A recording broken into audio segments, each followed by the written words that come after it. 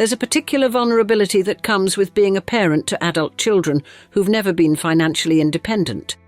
Not because they lack ability, but because your generosity has made independence unnecessary and therefore undesirable. When you provide €500,000 monthly to each child, you're not just supporting their lifestyle, but creating a dependency so complete that your continued existence becomes the only thing standing between them and financial reality they've never had to face. Hélène Pastor spent decades being Monaco's most generous mother, funding every venture and covering every expense for children who'd inherited her empire, but not the hunger that built it, creating relationships where love and financial desperation became impossible to separate. What she couldn't have anticipated was that her generosity would attract someone who recognized that monthly allowances create perfect leverage, marry the dependent daughter, live off her money for decades, then discover that the grandmother controlling the purse strings has become the only obstacle between you and inheritance.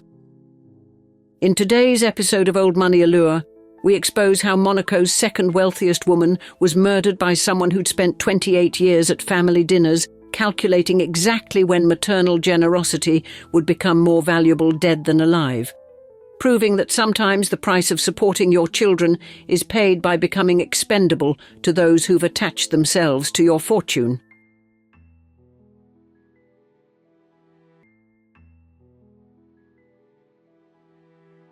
(1880). Penniless Italian stonemason Giovanni Battista Pastor stumbled into Monaco with hands destroyed by mine work and ambitions that would spawn an empire worth €20 billion. The orphan from Buggio had already spent his childhood underground, extracting minerals since age 13, learning that fortune favoured those who grabbed it by the throat. Monaco's Saint-Charles Church needed builders. Pastor, rechristening himself Jean-Baptiste in French fashion, laid stones for wages that barely covered bread, each block a step toward transformation. Years passed in back-breaking labour, but Pastor possessed vision beyond his station, saving every franc while studying Monaco's geography like a general surveying battlefields. 1920 saw him establish J.B. Pastor and Fils, but the pivot came in 1936. Prince Louis II needed someone to build Monaco's first football stadium. Pastor won the contract. That stadium's silhouette became his company's permanent logo, branded on every building that would follow. A monument to the moment poverty became power. Post-World War II, Monaco presented opportunities invisible to ordinary men. While others saw barren eastern seafront wasteland, Jean-Baptiste recognized the Larvotto district's potential. He bought beachfront parcels for nothing when there was nothing to the east of the Monte Carlo casino, betting that millionaires would eventually crave Mediterranean views. Each purchase expanded his holdings along what would become Monaco's golden coastline, transforming worthless sand into the principality's most coveted addresses. Son Gildo inherited more than a construction company. He possessed his father's predatory vision for exploiting Monaco's transformation into Europe's money-laundering jewellery box. 1966 changed everything. Prince Rainier, riding high on Grace Kelly glamour and tax haven status, authorised Gildo to build high-rise apartments along the coast. This single permission slip from the palace created a real estate revolution, allowing vertical expansion in a nation constrained by geography and French borders. The Pastor doctrine took shape: build luxury towers, never sell, collect rent forever, let compound interest and property appreciation work their dark magic. Formula One champions, arms dealers and oligarchs would write monthly checks to the Pastor empire for generations, trapped by Monaco's limited geography and unlimited demand. The portfolio exploded, 4,000 properties minimum, perhaps 4,500, worth between 12 and 20 billion euros, effectively one-third of Monaco's total real estate. By the 1990s, the Pastors controlled more of Monaco than anyone except the ruling family itself. Their influence measured in concrete and monthly revenues. Gildo's daughter Hélène, born 1937, represented the third generation of Pastor dominance, inheriting the premium assets when her father died in 1990. Her empire encompassed Le Baia, Emily Palace, the Trocadero, Continental, Le Schuylkill Apartments, and the Gildo Pastor Centre, $3.7 billion, concentrated in 6 square miles. Monaco nicknamed her La Vice Princesse, the Vice Princess, acknowledging the Pastors as the principality's shadow royalty, second only to the Grimaldis themselves. Yet Hélène cultivated eccentricities that humanised her billions. She drove through Monte Carlo in a London taxi, preferring its boxy anonymity to chauffeur-driven Bentleys. 2 children consumed her attention. Sylvia, born 1961 from marriage to a Pole named Ratkowski, and Gildo Palanca Pastor, born 1967, with dentist Claude Palanca.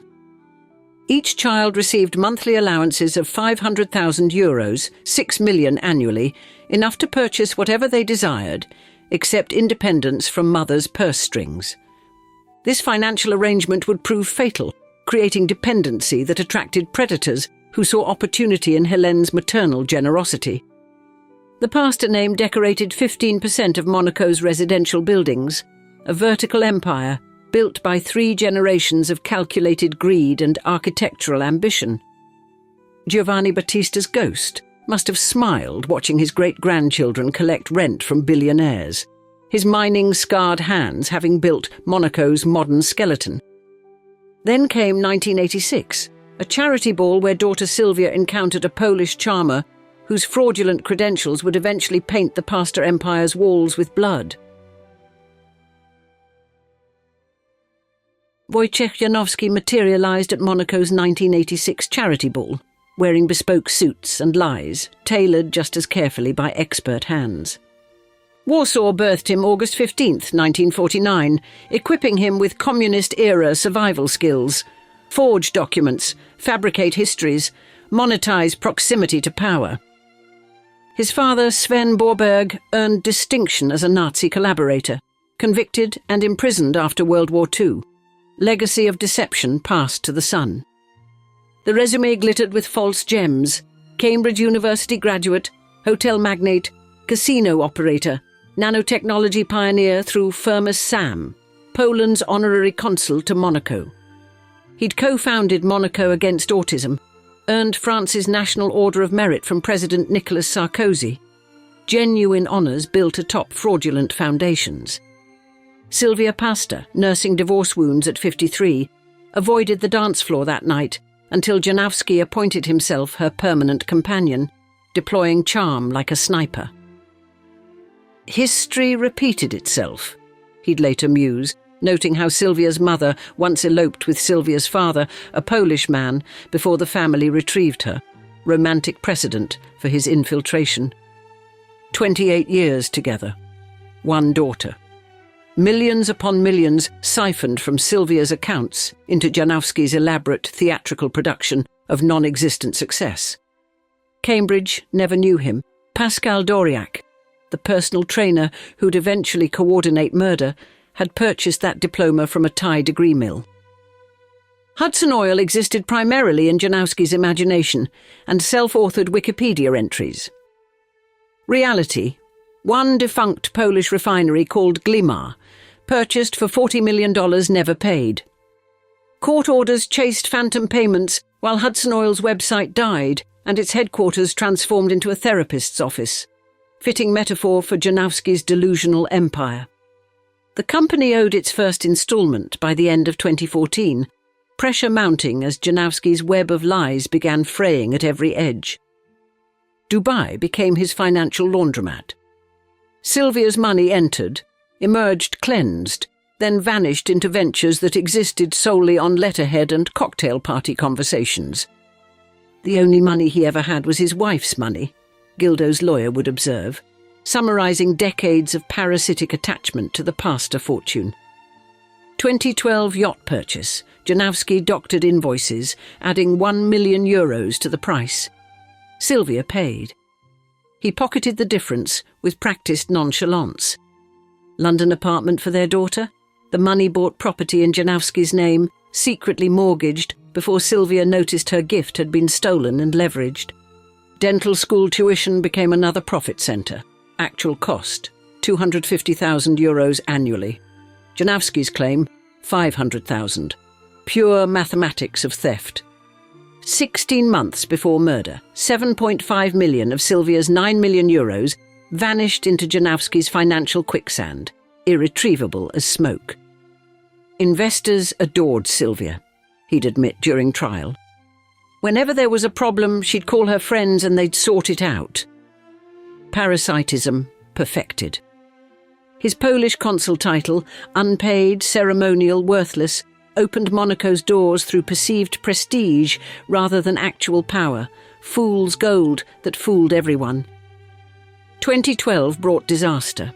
Sylvia's cancer diagnosis threatened the host-parasite relationship that sustained Janowski's entire fictional existence.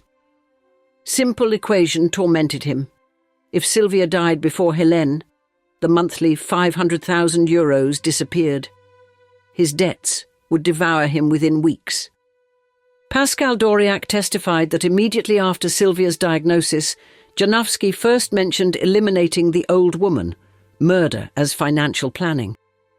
Hélène allegedly tortured Sylvia psychologically daily, Janowski claimed, though prosecutors recognised this as posthumous character assassination designed to justify matricide.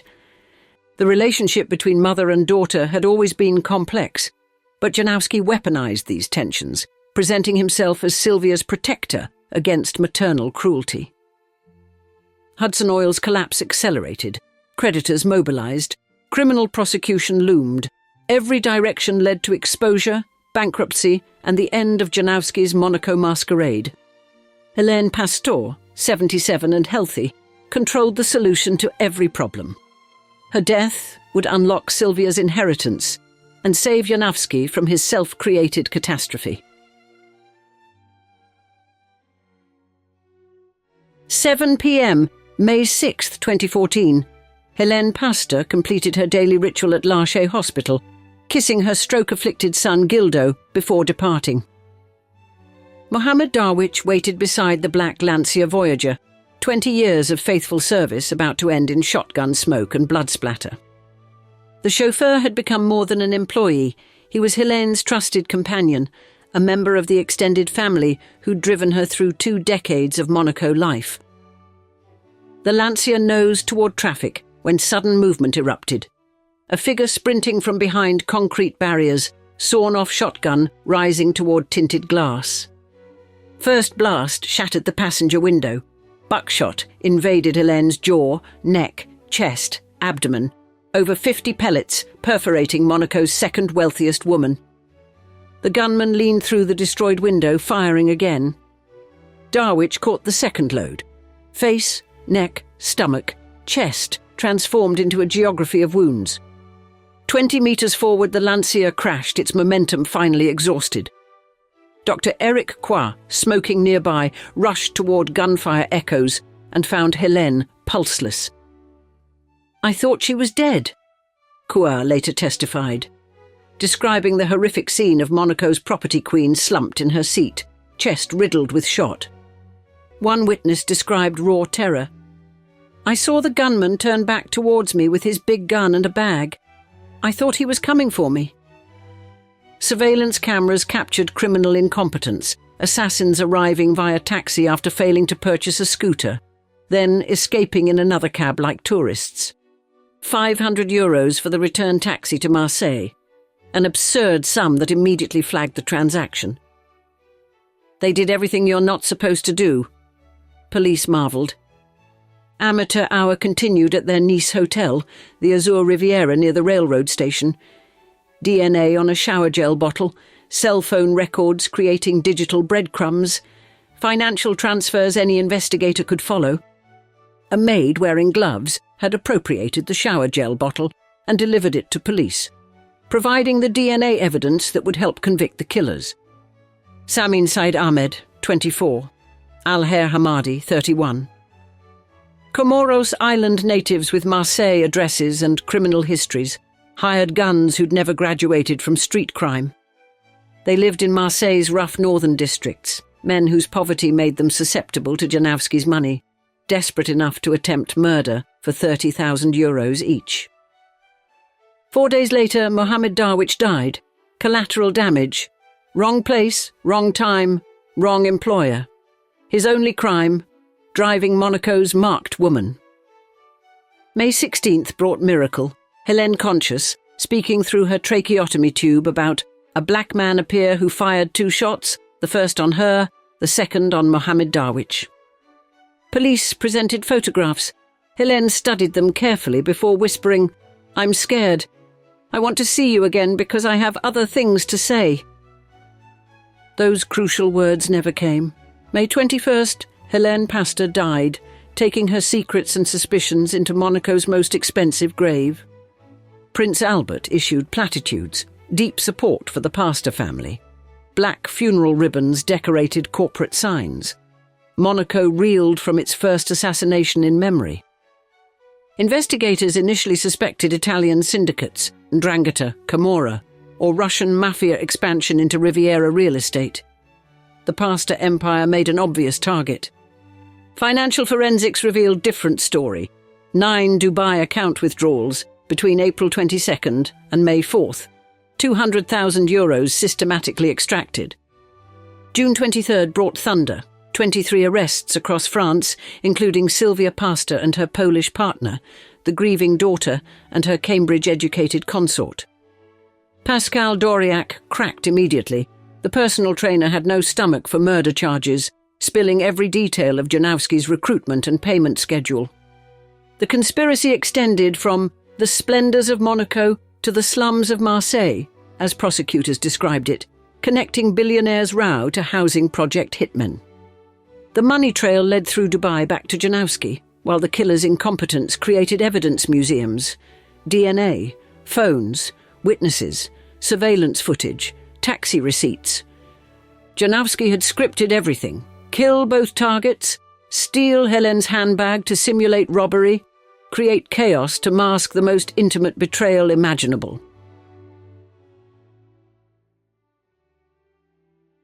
September 17th, 2018. Wojciech Janowski entered the Aix-en-Provence courtroom, radiating the same false confidence that had sustained decades of deception. 4 years had passed since the murders, 4 years of maintaining innocence, while evidence accumulated like snowdrifts against his elaborate denials. "Show me the proof," he demanded, silver-haired and impeccably dressed, maintaining that police brutality and language barriers had produced false confessions, performance art in the dock. He claimed investigators had done everything to me but tear out my fingernails, painting himself as victim rather than orchestrator of matricide. Prosecutors obliged his demand, screening his 2014 interrogation video. Calm questioning, clear French, Janowski stating, "Yes, madame." I asked Doriac if he could resolve the problem with my mother-in-law. The footage destroyed his torture claims, polite exchange, no coercion, perfect comprehension. Janowski's own words convicted him more thoroughly than any prosecutor could. Pascal Doriac proved unbreakable. 140,000 euros from Janowski. Specific instructions: kill both victims, steal the handbag, make it look random. The trainer had kept 50,000, paid killers 30,000 each, followed orders precisely. A fitness coach transformed into murder broker by Janowski's money. Doriac testified about bonuses: 20,000 euros if Darwish died, 20,000 more if they stole Hélène's handbag, incentivizing thoroughness in murder. Sylvia Ratkowski Pastor endured 3 hours describing her life's destruction, the tsunami that had obliterated everything, recounting Janowski's explanation. He said to me, "This is to save you." She described their final meeting before his arrest. "I was exceedingly angry. He told me he was the one who commissioned it. Gildo Palanca Pastor attended every day, certain of his brother-in-law's guilt. She died without knowing that the devil was sitting at our table. Weeks passed. Denials accumulated. Evidence mounted. Then, October 16th, verdict eve, tears finally breached Janowski's composure for the first time. Eric Dupont-Moretti rose, delivering theatrical surprise. Wojciech Janowski is guilty of having ordered the assassination of Hélène Pastor. These words which you wanted to hear from him come from my mouth. He tried to say these words. He wanted to say them, but he couldn't. Love, not greed, motivated his client, the lawyer argued. Protecting Sylvia from her monstrous mother justified murder, apparently. Prosecutor Pierre Cortez eviscerated this fiction. It was with the money of his companion, that is to say with the victim's money, that Wojciech Janowski paid the killers. It doesn't get more ignominious. Financial records proved everything. Collapsed businesses, hemorrhaged millions, looming prosecutions, murder as the final solution to self-inflicted problems. October 17th, life sentences for Janowski, Ahmed and Hamadi. 30 years for Doriak. The jury rejected love, saw only greed. This is an exemplary sentence, pronounced Gildo. The jury didn't fall for his final manipulation, his last-minute confession. Appeals brought fresh delusions. Janowski accused Gildo of masterminding matricide, prompting his lawyer Gérard Baudoux to pronounce him simply despicable. You are despicable, Baudoux pointed at Janowski in court, disgusted by the attempt to blame the victim's son for her murder. Intercepted letters exposed Janowski's cynicism. I am innocent. My lawyers have decided to say that I am guilty, but only in part. Strategic confession as manipulation. November 12th, 2021.